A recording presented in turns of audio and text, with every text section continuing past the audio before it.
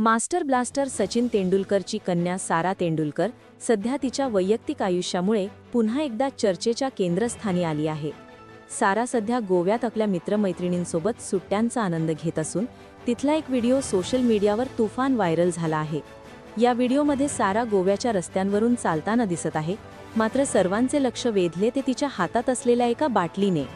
अनेकांनी ही बिअरची बाटली असल्याचा दावा केला असून यामुळे नेटकऱ्यांमध्ये दोन गट पडले आहेत. व्हिडिओमध्ये साराने गुलाबी रंगाचा कॅज्युअल ड्रेस घातला असून ती अतिशय आनंदी दिसत आहे. मात्र तिच्या हातातील बाटली पाहून सोशल मीडिया युजर्सनी तिला ट्रोल करण्यास सुरुवात केली आहे. काहींनी तिच्या या वागण्यावर नाराजी व्यक्त करत संस्कारांची आठवण करून दिली आहे, तर दुसरीकडे साराच्या चाहत्यांनी तिची पाठराखण केली आहे.